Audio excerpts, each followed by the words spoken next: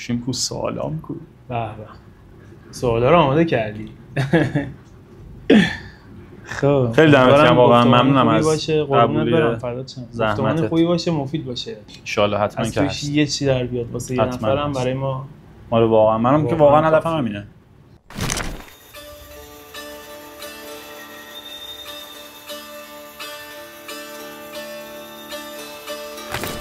راهنامه، سفری آگاهانه. سلام، با افتخار و با نهایت ذوق در خدمت علیرضا عزیز هستم. خیلی ممنونم که دعوت منو پذیرفتی، واقعا زحمت کردی. افتخار برای من عزیزم. فدات شم. باعث افتخار و سعادته که اینجا. مخلص شمایی. خیلی مخلص. خواهش میکنم ازت با توجه به شناختی که ازت دارم یه مقدار تعارف و تواضع رو بذاری کنار و اول خودتو خوب معرفی بکنی و کلا کارهایی که انجام میدی. ولی من باز میگم که راجع به چی بیشتر میخوام بپردازیم و صحبت بکنیم. حتما. خب من علیرضا قدیری ام. سال 74 به دنیا اومدم ولی نمیدونم چند سالمه. واقعا از یه جایی به بعد سنمو فراموش کردم و پیشنهاد میکنم هم سنشون رو فراموش کنن. چون به نظر من اون تعداد گردش زمین به دور خورشید تعیین کننده سن ما نیست.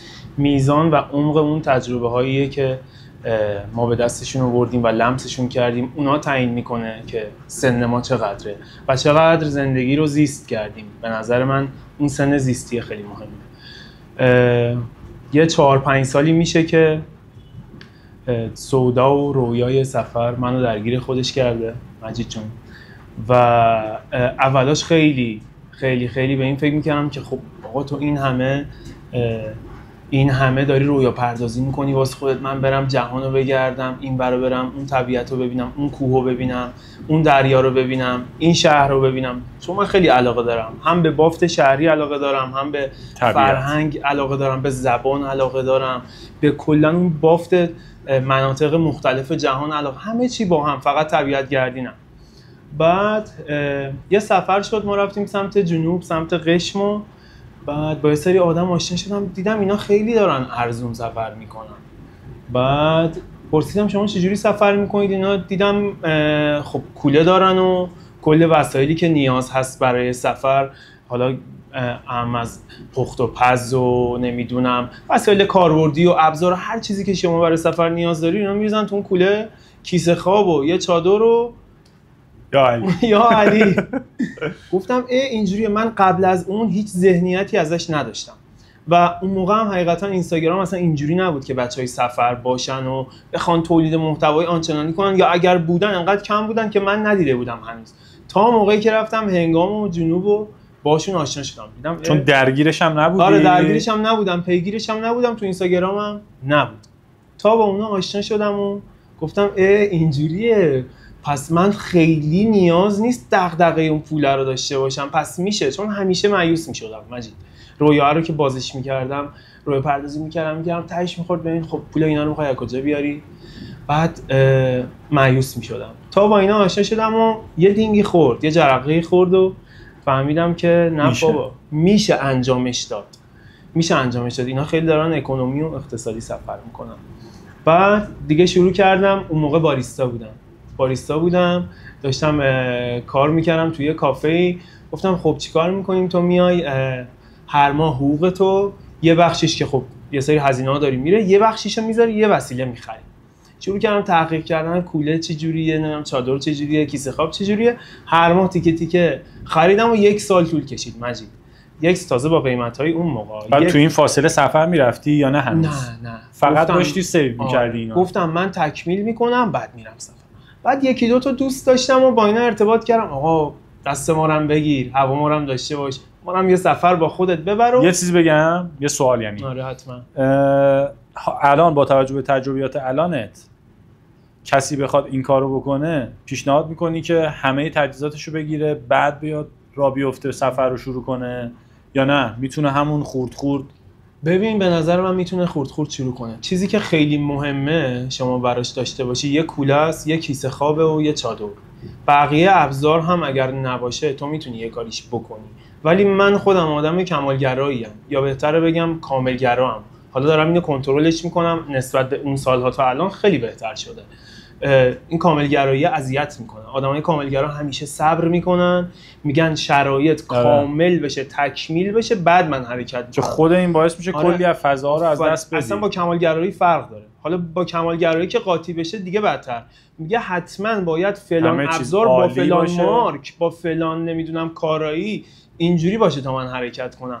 اینا ترکیب بشه داستانه. من تو این ترکیب گیر کرده بودم. بعد یه سریا رو دیدی گفتی آره که یکی دو تا از دوستان بودن و دیدم آقا راه نمیدن اینا به ما رو نمیبرن جایی، قول میدن بعد وعید میدن هیچ جا نمیبرن.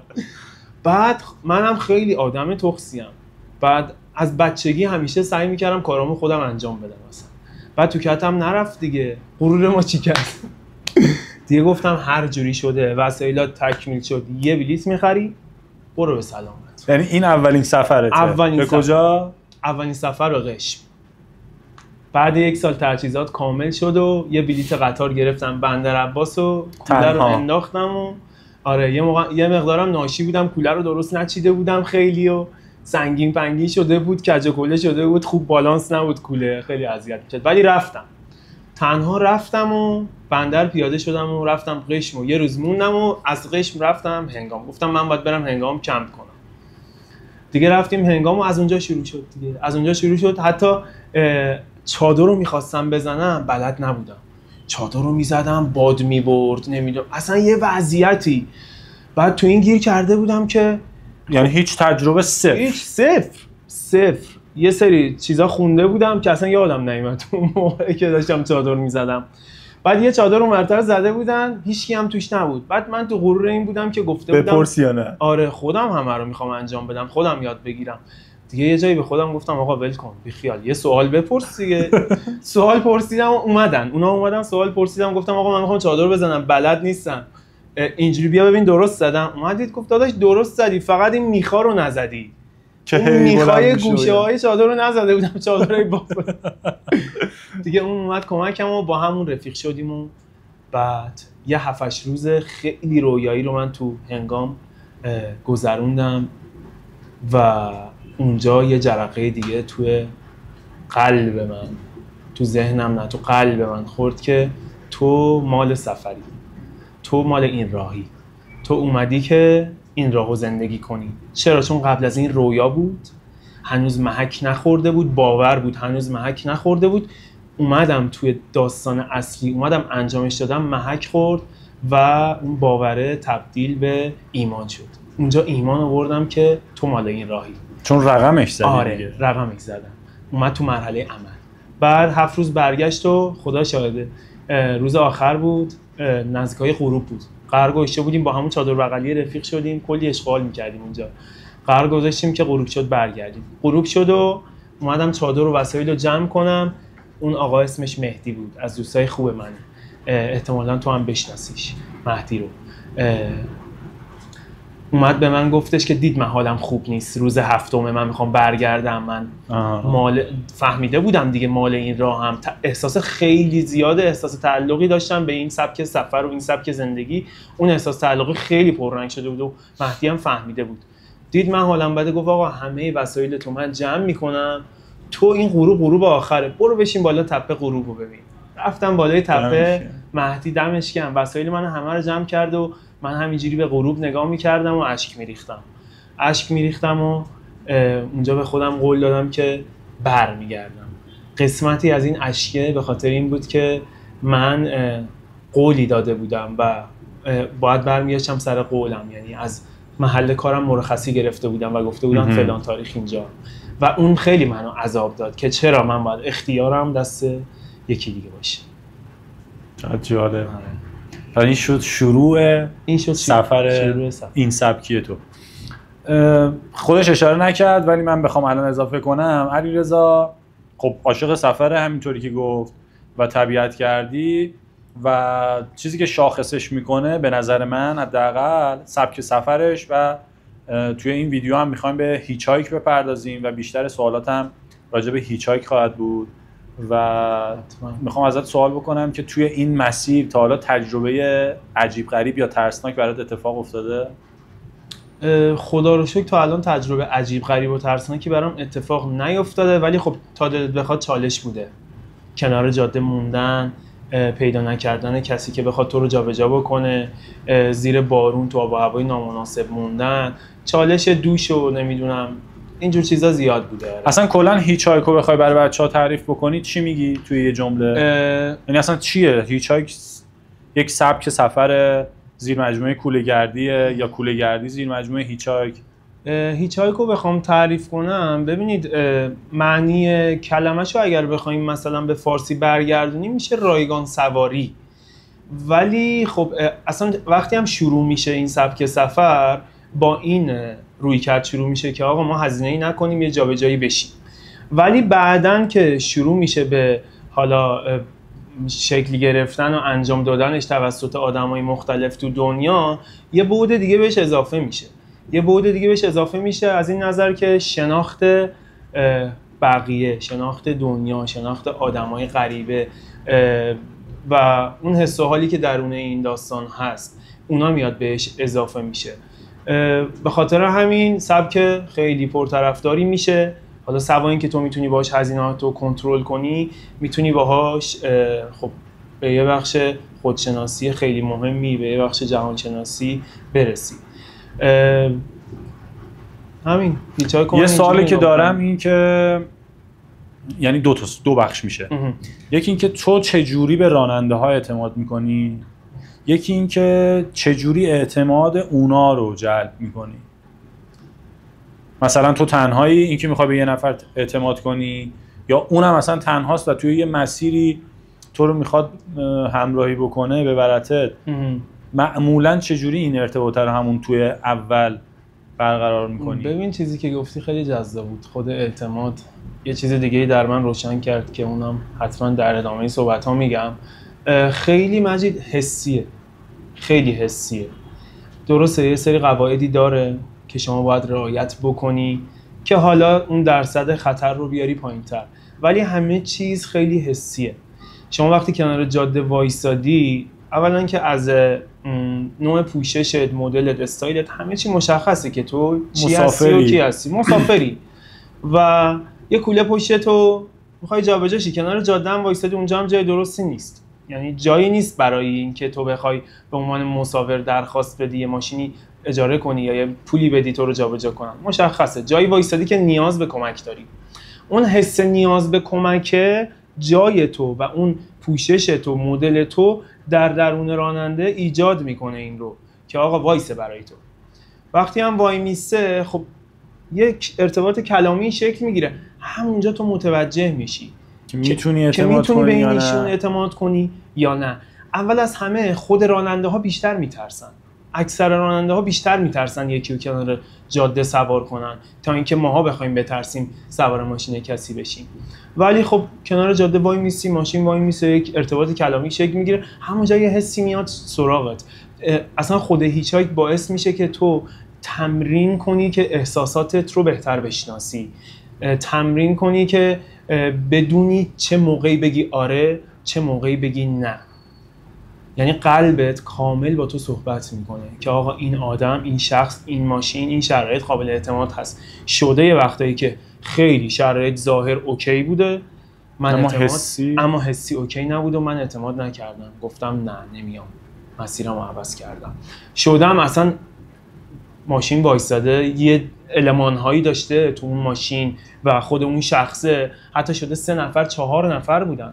اصلا تو هیچ‌هایک اینه که شما بیشتر از یه نفر بود سوار نشید، یا خانواده باشه یا یه نفر. ولی برای من شده که 3-4 نفر بودن، حتی ظاهرا هم یه جوری بودن که تو اصلا نباید اعتماد می‌کردی، ولی احساسه گفته آقا این اوکی، سوار شو برو. آره بیشتر اینه. این کجاه؟ این تو ادامه مسیره که تو تجربه میره بالا، ولی اول مسیر شما باید رعایت کنی. خب ماشینای خیلی مرتبی باشن، مشخص باشن، تنها باشه طرف یا با خانواده‌اش باشه، بعد دیگه کم کم دستت میاد چیکار باید بکنی. این نوع سفر رو به خانوما توصیه می‌کنی؟ چون خیلی هم هستن تو ایران هم خیلی داریم. میکنم. آره خیلی خانوما زیادن. به خانوم‌ها هم توصیه میکنم، اما خانوما توجه کنن با رعایت یک سری نکات خیلی خیلی مهم. درسته که ما دوست داریم آزادی عمل داشته باشیم، ولی توی هیچ‌هایک بحث سواه. شما دارین میری توی منطقه پرخطر، دارید میری توی فرای محدودیت‌های خودت، فرای اون دایره امنیت خودت. خب و یه کوچولو هم دسترسی سخت‌تر بهت. تموم شده رفت. آفرین. خانم‌ها میتونن انجامش بدن ولی با رعایت یه سری نکات. پوشش مناسب داشته باشن. اگر خانم هستین حتی آستین کوتاه نباشید، آستین بلند بپوشید. از جواهرات استفاده نکنید. موبایلتون یا وسایلی که خیلی ارزشمند هست رو تو چشم نذارید، قایم کنید تا حالا کم کم اون حس اعتماد شکل بگیره و بفهمین راننده آدم درستیه.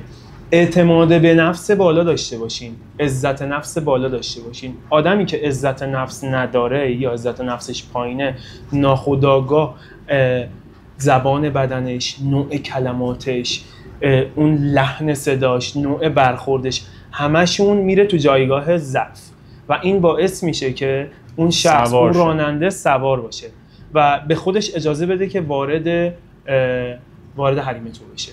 اینا خیلی مهمه که خانم‌ها باید رعایت کنن و خانم‌ها سعی کنن واسه شروع بیشتر از ماشینایی که خانواده هستن استفاده کنن، یا میگم اگرم آقا هست تنها باشه، 2 نفر 3 نفر نباشه. خانم‌ها میتونن انجام بدن ولی خب اون بحث خطری که واسه خانم‌ها هست دیگه اون اجتناب ناپذیره، کاریش نمیشه کرد. اونو باید مدیریت. راننده از کجا متوجه میشن که نباید از هیچ‌هایکرها پول بگیرن؟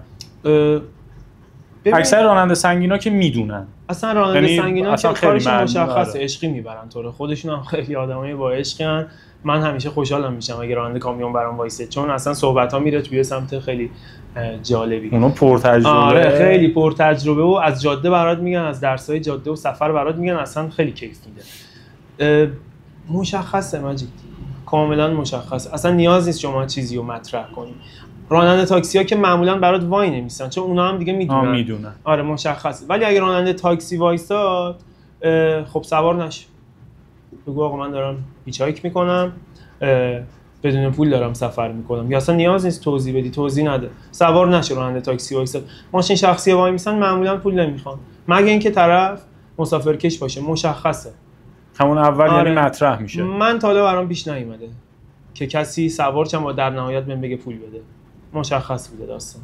آره توی سفرها، توی این سفر معمولا حالا چه شهرها یا هر جای دیگه‌ای که میرسی، تو هم که تجربه سفر به خارج داری، از کجا میفهمی که کجاها میتونی اقامت داشته باشی، مخصوصا اگه بخوای چادر مثلا بزنی؟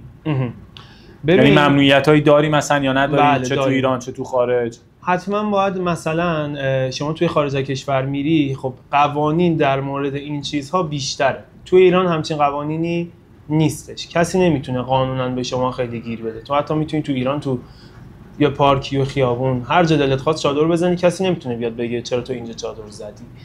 بعد ولی توی خارج از کشور یه سری پارک‌ها هستن اصلا تابلوی چادر ممنوع داره، کلا زده چادر ممنوع. شاید تو ایران هم باشه. یه سری پارک‌ها هم هستش که خب تو باید بپرسی آقا من میتونم اینجا چادر بزنم. ولی خب بحث چیزی که مهمه اینه دسترسی تو و امنیت تو اون جایی که میخوای چادر بزنی به چه صورت ارزیابی میشه، که اونم خیلی حسیه از نظر من همه اینا رو حسی انتخاب میکنم. اینجا به من احساس امنیت میده یا نمیده، اینجوری انتخابشو میکنم. ولی خب یه موقعی هست تو خیلی دیر رسیدی، مثلا 9 شب 10 شب تاریک شده اصلا، رسیدی به شهری و خیلی خسته‌ای، خیلی انرژی صرف کردی، خیلی زمان صرف کردی، به خاطر همون باید نزدیکترین جایی که فکر می‌کنی خوبه رو میتونی و سری پیدا کنی، چادر رو بزنی و بخوابی. معمولا هم اتفاقی نمیفته معمولا، ولی شده من 2-3 شبی شده تو این کل این شب‌هایی که جای بدی بودم، جای بدی رو انتخاب کردم، از لحاظ امنیتی نه، از لحاظ اینکه راحت نتونستم بخوام. آره. یه کسی که میخواد شروع بکنه چه آمادگی‌هایی نیاز داره؟ فیزیکی و ذهنی. من خیلی به آمادگی فیزیکی اعتقادی ندارم خیلی. چرا؟ چون میشه به دستش آورد تو طول مسیر. من خودم کوله‌مو برمی‌دارم مجید 15 تا 20 روز طول میکشه تا من به اون کوله سنگین و اون شرایط سفر عادت کنم که دیگه برمیگردی دیگه. آره. یه موقعی هم طولانی میشه، حالا میشه یه ما 40 روز و وقتی جا افتادی بعد 15-20 روز شما پاهات بخوای نخوای تاول میزنن تو هفته اول دوم. با تاول با همونم باید بری. آره با همونم باید بری، به تاولات هم دست نزنی تا تاولا بترکن تبدیل بشن به پینه. مثل وقتی میمونه که شما میرین باشگاه، این دستاتون هی دمبل میزنین، پینه میزنه، اولش تاول میزنه خون میاد، بعد پینه که بزنه محکم میشه سفت میشه. سفر هم همینه، اون آمادگی فیزیکی به دست میاد. چیزی که خیلی مهمه مجید آمادگی ذهنیه. شما باید آمادگی ذهنی خیلی بالایی داشته باشی، یا اگر نداری بیای از مسیرهای کم خطر، کوتاه و سفرهای خیلی کوچیک شروع کنی تا اون خودشناسی خودت بره بالاتر، ذهنتو بهتر بشناسی، بدونی تو مواقع خطر، تو مواقع پر ریسک، آفرین، به اون اعتماد به نفس برسی، بدونی چطور عمل کنی. اصلا برو آقا ببین واکنش تو توی این مدل سفر چیه. وقتی میرسی به یه جایی که آب نیست، تو آب نداری، چیکار باید کنی؟ واکنش ذهنت چیه؟ واکنش بدنت چیه؟ وقتی یه خطر میاد روبروت، یه آدمی اصلا میخواد به تو حمله کنه، یه آدمی میخواد تو رو اذیت کنه، واکنش ذهن تو چیه؟ اینا رو همه رو باید بری تو سفرهای کوچیک، تو اشل‌های خیلی کوچیک‌تر. کجاها رو پیشنهاد میکنی که مثلا هم امن باشه، هم برای شروع گزینه‌های مناسبی باشن؟ اگر مبدأ مثال تهران باشه، آقا یه تهران تا شمال برو، یه 5 روزه برو برگرد، ببین چطور بود، بیا خودتو ارزیابی کن، سفرتو ارزیابی کن، بنویس، خودتو آنالیز کن، ببین چجوریه سفرتو آنالیز کن، ببین اصلا مال این کار هستی، اصلا به درد این سبک سفر میخوری، این سبک سفر مال تو هست یا نه. اصفهانی برو تا شیراز بیا، بستگی به مبدأت داره. یه سفر 4-5 روزه برای خودت نزدیکترین شهر و امن‌ترین جاده رو انتخاب کن، برو بیا، ببین اصلا به دردت میخوره. حدوداً چند درصد از مسیرها رضا تو مثلا پیمایش میکنی؟ چقدر پیش میاد؟ بستگی داره. ببین یه موقع چون یکی مثلا میگه خب اوکی من میخوام هیچ‌هایک بکنم، عشقیه دیگه، میرم وای میسم لب جاده، حتما یه ماشین سوار میشم مگر اینکه مثلا برگردم یا حالا هر چیز دیگه. یا یکی میگه که نه من میرم که حتما برم. خب توی این اتفاقا پیش میاد حتما که تو پیمایش سنگین داشته باشی دیگه، با مخصوصا با یه کوله سنگینم که باهاته. بستگی به جاده‌هایی داره که توش هستین و بستگی به مردم اون منطقه داره، بافت اون منطقه داره. به اینا خیلی بستگی داره. تو خود تجربه چه شکلیشو داری؟ تجربه که زیاده. ببین یه موقعی من دوست دارم، من طبیعتو خیلی دوست دارم. سوالم اینه مثلا تو توی یه سفری که داشتی یه مبدا و مقصدی رو میرفتی و توی مسیر بودی، یعنی هنوز نرسیدی که بخوای ساکن بشی، کمپ کنی، خب توی مسیر که بودی بیشتر صبر میکنی برای سوار شدن یا نه ترجیح میدی که پیمایش کنی و راه بیفتی بری؟ کدومش بیشتر برات اتفاق میفته؟ من کلا آدمیم که پیمایش میکنم، صبر نمیکنم کنار جاده. اولی صبر میکنم مثلا نیم ساعت، 40 دقیقه، 1 ساعت شاید صبر کنم، ولی وقتی میبینم ماشین نیست راه میرم و وقتی که راه میرم ماشین پیدا میشه. انگاری که تو کنار جاده داری راه میری، انگاری اون حس بهتر برای آدما که تو رو سوار کنن. تو داری تلاش میکنی، داری راه میری به سختی، داری با یه کوله سنگین میری، اون حس رو درون اون راننده ایجاد میکنه که آقا بذار اینم سوار کنیم، بنده خدا داره اینجوری میره. آره تو کلا هیچ‌هایکو توی ایران موفق تر میبینی یا خارج از کشور؟ چون تو تجربه جفتش شدید داری. خب برای یک فارسی زبان 100% توی ایران تجربهش بهتره. هموطنتن، همزبانتن، بهتر تو رو سوار میکنن. بماند که ایران یکی از بهترین کشورها برای هیچ‌هایک کردن. از چه نظر؟ چون که مردمانی داره ایران که مهمان نوازن و این مهمان نوازی فقط شامل این نمیشه که تو بری خونه‌شون ازت پذیرایی کنن. حس انسان دوستانه داخل مهمان نوازیه و این حس انسان دوستانه داخل ژنتیک مردم ایران باعث میشه که تو برای هیچ‌هایک کارت خیلی راحت تر بشه، تو رو سوار میکنه. بزرگترین درسی که تو این سبک سفر واقعا دریافتش کردی چیه؟ چه سوال سختی. میتونی بهش فکر کنی؟ آره، بزرگترین درسی که تو این سبک سفر بهش رسیدم، به نظر من بزرگترین درسی که تو این سبک سفر بهش رسیدم اینه که یاد گرفتم اعتماد کنم. تو دنیایی که امروز ما داریم زندگی میکنیم، این سبک زندگی که امروز انسان داره پیش میبره و دنبالش میکنه، خواه ناخواه به ما یاد داده شده که به همدیگه اعتماد نکنیم. ولی من تو این سبک سفر یاد گرفتم که اعتماد کنم به هم نوع خودم و به اول قطعاً به خدا، به اون حالا نیرو، به اون انرژی، به هر چیزی که اعتقاد داریم به اون اعتماد کنم، بعد به هم نوع خودم اعتماد کنم و چه جایزه هایی میده بهت این اعتماد کردن، چه جایزه هایی بهت میده. و این بزرگترین درس بود، این که یاد بگیر اعتماد کن. منم اتفاقا توی سفرام چیزی که همیشه برام اتفاق میفته این که اتفاقهای خوب و باحالی خارج از برنامه ریزی و اطلاعاتم اتفاق میفته. مثلا رفتم میدونم میخوام برم یه جایی یه چیزی رو ببینم. حالا توی این فاصله، توی این رفت آمده، توی اون اقامتگاهی که هستم، آدمایی که آشنا میشم، اتفاقات و مراسمای دیگرم خبردار میشم.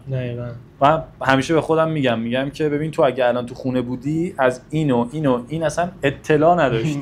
ولی وقتی راه میفتی ناخودآگاه هی اتفاقات باحالتری سر راهت قرار میگیره، بخشای پیش بینی نشده دقیقاً، و هی بیشتر میبینی رشد. واقعا انگار که همون انرژیه که تو میگی خدا کلا مسیر و سفر میگه خب این داره تلاش میکنه، بذار یه چیز بیشتری بهش بدین از اون چیزی که خودش فکر میکرده و قرار بوده براش اتفاق بیفته.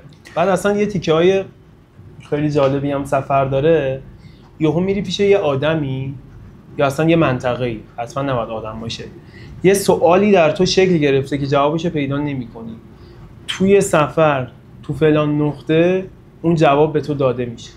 اینم خیلی عجیبه. این از برکات و نعمت‌های سفر واقعا.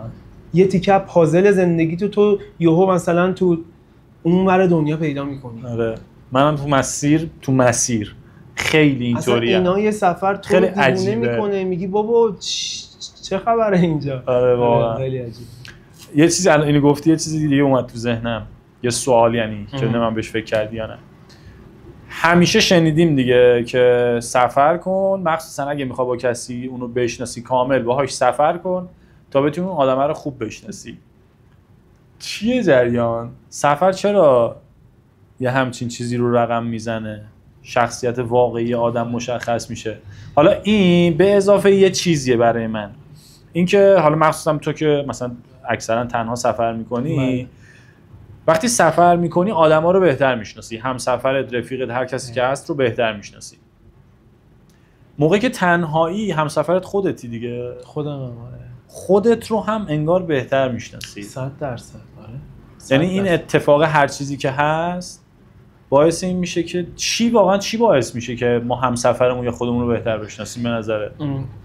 ببین واقعا این که میگن سفر بهترین ابزاره برای خودشناسی واقعا حقیقته. حالا چی باعث میشه که خودتو بهتر بشناسی؟ سفر میرسونه تو رو به لب مرزهات. خستت میکنه، گشنت میکنه، عصبیت میکنه، تموم شد و رفت. تو سفر میفهمی که آقا حد عصبانیت من اینجاست، صبر من اینجاست، نمیدونم تحملم اینجاست، عشقم اینجاست، شوقم اینجاست. همه رو میفهمی. وقتی این همه رو میفهمی یه آنالیزی به خودت میده نسبت به خودت یا نسبت به همسفرت. و وقتی تو اینو میبینی خب میفهمی که آقا این شناسنامه توئه و حالا من باید چیکار کنم؟ من صبرم خیلی پایینه. تو رو فرو میبره به فکر، چرا من اینجا فلان کارو کردم، یا چرا فلان رفتارو کردم، یا چرا انقدر زود خسته شدم، انقدر زود کم آوردم. تو رو فرو میبره به فکر و باعث میشه که خودتو بشناسی و حالا بیای خودت رو رشد بدی. میگه آقا من چیکار کنم صبرم بیشتر شه، چیکار کنم شوقم بیشتر شه، تحملم بیشتر شه، عشقم بیشتر بشه. آره سفر یه ابزاره. قشنگ. آره. کسی که میخواد هیچایک کنه و داره الان تو رو میبینه چی بهش میگی؟ اگه مهمترین توصیه‌هایی که بخوای بهش بکنی برای شروع این سبک سفر چیا رو بهش توصیه میکنی؟ مهمترین توصیه من برای کسی که میخواد سبک سفر هیچایک رو شروع کنه اینه که از خودش بپرسه چرا دارم این کارو میکنم؟ همین. و به نسبت اون جوابی که به خودش میده، به این سوال میده، میتونه سفرش رو شروع بکنه یا نکنه. این بهترین توصیه‌ایه که من میتونم داشته باشم. چیزی تو ذهنت هستش که من بهش نپرداخته باشم، سوال نکرده باشم در موردش؟ یا با توجه به تجربیات خودت با آدما، سوالاتی که توی فضای مجازی دریافت میکنی؟ بیشتر خب خیلی جالبه، خیلی خانوما به این سبک علاقه دارن و بیشتر خانوما سوال میپرسن که آیا میشه انجامش داد یا نه، که خب در موردش صحبت کردیم، واقعا خانوما میتونن انجام بدن. ولی خب یه سریا هستن که میپرسن تنهایی میشه انجام داد، یعنی یه خانم تنهایی شروع کنه. که من پیشنهادم اینه که برای شروع تا اون تجربه و مهارت این سبک سفر رو به دست بیارن، با یه آقایی یا با یه خانم دیگه اصلا دوتایی شروع بکنن. یا اگه نه خیلی عزت نفس بالایی دارن، خودشونو میشناسن، اصلا اهل چالشن، زیاد تو چالش قرار گرفتن، اصلا آدم خیلی اجتماعی هستن، آدمی هست که خودشو خیلی خوب میشناسه، شروع بکنه. آره میشه، خانم‌ها میتونن. تا حالا تجربه یا خاطره بامزه از راننده ها داری تو ذهنت باشه؟ والا حالا چه شخصیتی، چه اون یه خاطره تعریف کرده باشه یا یه اتفاقی بینتون افتاده باشه؟ بامزه بیشتر ببین میتونه بامزه هم باشه یا هر چیزی یا هر خاطره. بیشتر تجربه و خاطرهایی باحالی که دارم بیشتر حس انسان دوستی بوده توش. اتفاقات عجیب غریبی برام افتاده که بخوایم میتونم تعریف کنم. یکی از خاطرهای خیلی جالبم و توی ترکیه یه شهری هست به نام سافرانبولو و این شهر بسیار توریستیه که اصلا ایرانی ها نمیشناسنش. بیشتر خارجی ها میرن، بیشتر هم آسیا شرقی ها میرن، چینی ها، ژاپنی ها، کره ها بیشتر بودن. بعد من تو مسیرم داشتم میرفتم، از خط ساحلی شمال میرفتم، سافرانبولو رو در نظر گرفتم که برم ببینم چه خبره این شهر، میگن انقدر خوشگله. تو مسیر خود ترکا بهم گفتن که اونجا رو حتما برو. آره که اونجا رو حتما برو. ما قبل از سافرانبولو یه شهر خیلی تاریخی رفتیم، اسمش کاستامونی بود. خیلی شهر زیبا و قشنگی بود، اونم ایرانیان نمیشناسن و نمیرن، ولی خیلی شهر قشنگی بود. کاستامونی رو دیدم و شروع کردم به حرکت به سمت سافرانبولو. فکر کنم اگر اشتباه نکنم یه 3-4 ساعتی راه داشتم تا سافرانبولو. دیگه غروب شده بود و از کاستامونی زدم بیرون. معمولا من غروب میشه نمیزنم بیرون، ولی گفتم نزدیک 3-4 ساعت دیگه یه ماشینم گیر بیاد میرم. یه ماشین وایساد، کامیون بود، سوار کرد منو برد تا 40 دقیقه‌ای 45 دقیقه‌ای شهر سافرانبولو. منو پیاده کرد، من اینجا بیشتر نمیرم. ما هم تشکر کردیم، گفتیم دم شما گرم. شب شده بود. یه شهر خیلی کوچیک، خیلی کوچیکه، از این شهرهایی که جاده وسطش رد میشه، از اون شهرها. رفتم یه مقدار خرید مرید کردم و کنار جاده یکم راه رفتم و دیدم هیچکی سوار نمیکنه. بعد به سافرانبولو هم نرسیدیم. اینجا هم حس خوبی نداره، اصلا حال نمیکنم من اینجا چادر بزنم. بعد کنار جاده نشستم و داشتم خوراکی میخوردم و گفتم خدایا چیکار کنم، ماشین گیر نمیاد. تو همین سوالا بودم و داشتم با خودم کلنجار میرفتم که چادر بزنم یا نزنم. یه ماشین اونور خیابون وایساد، روش برچسب و اینا بود، این ماشینای تبلیغاتی بود که روش یه تبلیغی انجام شده بود. نگاه کردم، دست تکون داد و سلام علیک کرد به ترکی و گفت کجا میری؟ گفتم سافرانبولو. اینو که گفتم حالا این داشت اونوری میره، اونوری داشت میرفت. آره رفت، دور زد برگشت و نشستیم سلام علیک و از کجا میای، اسمت چیه، اون معرفی و من معرفی. چند سالش بود؟ تقریبا یه آقای 40 ساله‌ای بود، تقریبا 37-40. اسمش محرم بود. خیلی آقای خوش تیپی بود، موهای جوگندمی، خوش تیپ، خوشبو، ماشین خیلی مرتب، تمیز. ماشین یه شرکت مبل سازی بود، خیلی معروفن بود، مثل همین یاتاش و اینا که انزاهم و اینا خیلی معروفن. با اون ماشین ون مانند بود یا نه سواری بود؟ سواری بود، خودروی سواری بود. بعد گفت من داشتم میرفتم، تو رو دیدم لب جاده اینجوری نشستی، گفتم بزنیم دور بزنیم این بنده خدا رو هم ببریم دیگه، شاید بخواد اونوری بره. بعد گفتم دمت گرم و تشکر کردم و اینا. این یه بار از تو رد شده. دوباره دور زده بود، با تو صحبت کرد و بعد دوباره دور زده بود و اومده بود و ما رو سوار کرد و برد و اینا. دیگه شروع کردیم صحبت کردن، تبادل فرهنگ و اطلاعات و از کجا میای، اسمت چیه، چیکار میکنی، چرا این مدلی سفر میکنی و همه اینا رو گفتیم. و اون برای من موزیک ترکی گذاشت و گفت حالا تو بذار. من موسیقی براش گذاشتم، شجریان و محسن نامجو. تا اومدم بگم تو استوریس من یه گذاشته بودید همیشه من یا شجریان میذارم یا محسن نامجو، این دوتا رو میذارم برای تبادل اطلاعات و فرهنگ موسیقی ایران و این دوتا رو میذارم. خیلی حال کرد، خوشش اومد و بعد گفت شباک چی کار میکنی تو این مدلی سفر میکنه اینا؟ گفتم چادر دارم، تو چادر میمونم. گفت الان سافرانبولی میخوای کجا چادر بزنی؟ گفتم اگه جایی رو میشناسی به من معرفی کن، اگه نمیشناسی منو پیاده کن خودم یه جا رو پیدا میکنم. گفت نه بریم خونه ما. نه نگفت بریم خونه ما. گفتم که یعنی چی نه؟ بعد گفت من دارم میرم هتل، برم هتل بخوابم، تو هم بیا بریم اونجا. گفتم داداش من چون که سبک سفرم اقتصادی و اکونومیه، حالا به ترکی و اینجور چیزا سعی می‌کردم بفهمم، دست با شکستش بفهمم، چون من مادرم ترک زبانه، ترکی رو بلدم. بعد گفتم من پولمو سیو میکنم، خیلی الان وقت هتلم نیست، شاید یکی دو روز دیگه بخوام برم هتل نگه داشتم بعدم برم، الان میزونم، هتل نیاز ندارم. بعد گفتش که تو نمیخواد پول بدی که من میدم، مهمون من. بعد من یه چیزی اومدی تو سفر یاد گرفتم، مهر رو بپذیر، تعارف الکی نکن. تعارف الکی نکن، مخصوصا خارج از ایران که اصلا تعارفی وجود نداره، کسی نخواد این کارو کنه نمیگه به اصلا. و مهر رو بپذیر. اونجا گفتم واقعا؟ گفتش واقعا. گفتم باشه بریم. بعد حس خوبی هم داره، خیلی حس عجیب غریبی بود همون لحظه، خیلی حس عجیب غریبی بود. گفتم خدایا من لب جاده نشسته بودم دنبال این بودم کجا چادر بزنم، ندارم. این بنده خدا اومد منو سوار کرد، حالا داره منو میبره هتل. آقا رسیدیم سافرانبولو، گفتش که بریم شام بخوریم. من شام نخوردم. اینجا یه پرانتزم باز کنم، این آقا از مدیرای اون شرکت مبل فروشه بود، سر میزد به شعب مختلفش تو کل ترکیه.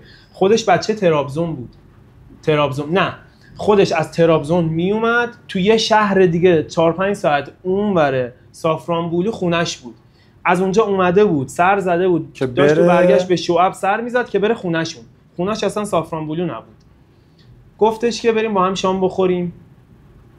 گفتم بریم. بعد تو راه صحبت این شد که چی میخوری و اینا. من گفتم من غذا گیاهی میخورم، فقط گوشت و اینا نمیخورم. بنده خدا 1 ساعت گشت رستورانا رو که یکی ترکان همه گوشت خور، غذا گیاهی داشته باشه بده. یه رستوران خیلی شیک، خیلی با کلاس، در حد رستورانای منطقه 1 تهران پیدا کرد و رفتیم اونجا. رستوران انقدر با کلاس بود، دستکش آوردن گفتن آقا باید دستکش دستت کنی و نمیدونم کلی وسایل و رست و چیز میز رو میز بود و اینا. غذا برامون سفارش شد، یادم خدایی گرونم شد غذا. سفارش داد و گفت مهمون منی. دمش گرم. بابا دم شما گرم و کلی تشکر کردم و خدا تو رو حفظ کنه و فلان. گفتش که بریم حالا سافرانبولو رو بگردیم. رفتیم سافرانبولو رو گشتیم. گفت اینجا اونجوریه اونجا اونجوریه، کل شهر ما رو گردون. رفتیم هتل، وسایلا رو پیاده کردیم. گفتم که من اصلا مجید بدم میاد روی تخته میخواد 100 متر باشه، میخواد 10 متر باشه، 2 نفری بدم میاد روی تخت بخوابم، دوست دارم تنها رو تخت بخوابم. گفتم من حالا اون میخوابه رو تخت، منم رو زمین کنارش متمو میندازم میخوابم. رفتیم دم رزرو هتل وایسادیم و منو معرفی کرد و گفت کارت ملی تو بده و کارت ملی کیملیک میانم. کیملیکمو دادم، گفت پاسپورتت هم بده، پاسپورتم هم دادم و یه اتاق به من داد. چشم افتاد به اون بالا نوشته بود اتاق سینگل دبل، قیمت زده بود اون موقع یادم نزدیک 100 مثلا 40-50 دلار شد یه اتاق. کلیدو داد به من، گفت این اتاق مال تو. تو دلم من ذوق کرده بودم، گفتم واقعا این داره واسه من یه اتاق جداگونه میگیره. من فکر منو میخواد ببره تو اتاق خودش. من تو داشتی تعریف می‌کردی همچین حسی هر کی دیگه ای هم بود میگفت آره دیگه خب بیا بریم اتاق من. یه اتاق جداگونه برای من گرفت. کلیدو داد و گفت برو فردا ساعت 9 اینجا باش صبحونه بخوریم. در اتاق وا کردم، رفتم تو در بستم، گفتم وای خدای من مگه میشه؟ چرا یه آدم غریبه باید واسه من این کارو کنه؟ یعنی چه حسی درون این روشن شده، شکل گرفته، ایجاد شده که داره من رو مهمون هتل میکنه. تو خب خودت واقعا به دور از تعارف خیلی آدم خوش انرژی و باحالی هستی. این هم خیلی هست. من خودم واقعا خودم رو یه آدم خیلی خوش روزی میدونم، خیلی خوش روزی میدونم. واقعا هست. خیلی مهمه که آدم روزیش چی باشه. ولی میگم شب میگن تو ماشین کسی سوار نشه، هیچ‌هایک نکن. من شب سوار شدم، هیچ‌هایک کردم. جواب چی رو گرفتم مجید؟ جواب اعتماد کردن به یه آدم. من اعتماد کردم اول به خدای خودم که تو این مسیر قدم گذاشتم، دوم اومدم به یک بنده، یک انسان خدا اعتماد کردم و جواب اعتمادم چی بود؟ این بود که این آدم بیاد اینجوری در حق من لطف بکنه، در حق من بزرگی بکنه که من رو اینجوری مهمون خودش بکنه. باش در ارتباطی؟ باش هنوز در ارتباطم، صحبت میکنیم با هم. فرداش اومد دوباره دنبالم، رفت کاراشو کرد، اومد دنبالم تا شهر بعدی هم منو برد، ناهارم بازم مهمونم کرد، کلی تو مسیر کیف کردیم، با هم صحبت کردیم. خیلی چه باحال. کسی که زیاد سفر نمیکنه بخوای اینجا یه جمله بهش بگی که ترغیبش بکنی به سفر، اصلا هر سبکی، حالا چه هیچایک چه کلا سفر، چه جمله‌ای بهش میگی که ترغیبش بکنی به سفر رفتن؟ به نظر من بهترین جمله رو شاعرمون گفته، مجید. بسیار سفر باید تا پخته شود خامی. واقعا سفر بهترین ابزار و بهترین مسیر برای شناخت خودت، شناخت جهانت و شناخت خدای خودت. چی از این میتونه واقعا بالاتر باشه که تو رو ترغیب کنه بخواد بکشونه تو دل سفر؟ ولی مجید، من سفر رو، حالا نه فقط هیچاک، سفر رو، این سفرهای 4-5 روزه‌ای که میری تو هتل هواپیما سوار میشی میری برمیگردی رو خیلی سفر نمیدونم. بیشتر جنبه تفریح و فان داره، بیشتر جنبه حیات خلوت داره، خوشگذرونی داره، بیشتر تمرین اینه که بری یه ریلکسی کنی یا آسوده خاطری داشته باشی و برگردی. سفر باید به چالش کشیده بشی. میگم بسیار سفر باید تا پخته شود خامی رو کی گفته آقای سعدی؟ 600-700 سال پیش گفته. حالا من شاید اشتباه بگم تاریخشو، دقیق نمیدونم. خیلی سال پیش گفته. خب اون موقع چی بوده؟ نه هواپیما بوده، نه ماشین بوده، نه قطار بوده، یا پیاده بوده یا خر بوده دیگه آقا. الان هم این سبک سفر همین جوریه، یا باید پیاده‌ای، دوچرخه‌ای، تو باید درگیر باشی با جریان سفر. سرعت بالا اون بازه دریافتی تجربه‌های تو رو میبندش، خیلی کمترش میکنه. تو مسیر هتل و هواپیما و فرودگاه اینا من با چند نفر آدم اصلا تو اعتماد نمی‌کنی با کسی، ارتباط اصلا نمیخواد، نیاز نمیشه. آره، پس خب خیلی میتونه اون خودشناسی که میگن و اون خامیه تو رو کمتر میتونه تحت تاثیر قرار بده. آره. و یه سوال دیگه ازت دارم، فکر میکنم آخرین سوالم باشه. چون تو معمولا تنها و خلوت سفر میکنی، فرق نمیکنه که در قید حیات باشه یا نه.